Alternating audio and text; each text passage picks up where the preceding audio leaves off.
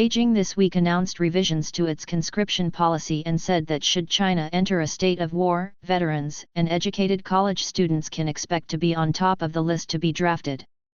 China has positioned these changes as a necessary step to modernize the People's Liberation Army, PLA, and to bolster its combat effectiveness.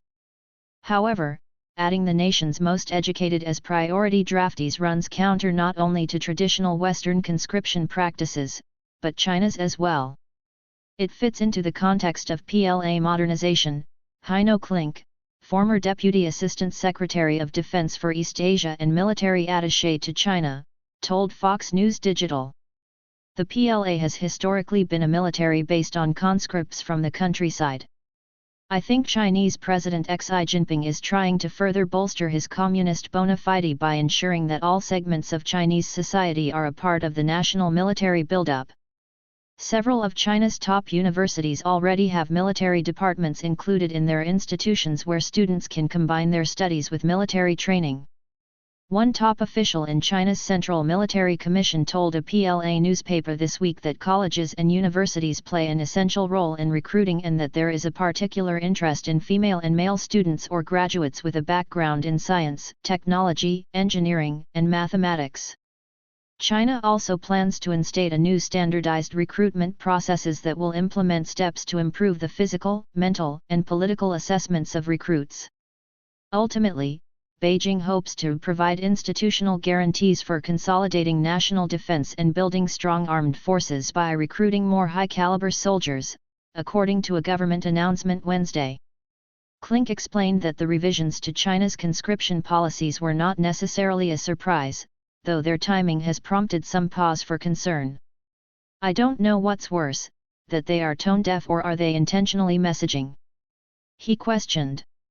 The announcement came just days after top U.S. lawmakers traveled to Taiwan in a show of deterrence against Chinese aggression, which occurred simultaneously with a trip by Taiwanese President Tsai Ing-wen to the U.S., where she met with House Speaker Kevin McCarthy.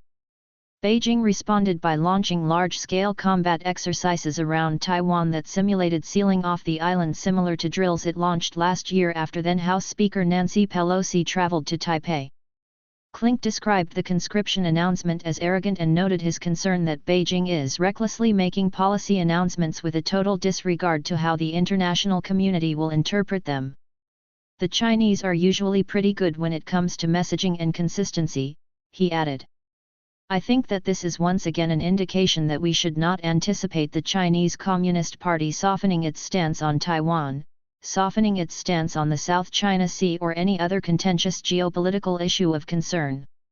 It is unclear how many fighting-age men China's latest policy changes would add to its more than 2 million strong ranks, or how its army could hold up to top militaries like the U.S. Western defense officials have warned that Beijing plans to invade Taiwan by 2027, and last year President Biden raised eyebrows after he said he would send boots on the ground to defend the island from a Chinese attack. The U.S. needs to speak softly and carry a big stick, Klink advised regarding U.S. Chinese relations. We need to be very clear that we want a positive relationship with China, but on mutually beneficial terms. It cannot be a relationship where we want it more than the Chinese do. And any attempt to engage with the Chinese at all costs is not in our national interests, he added.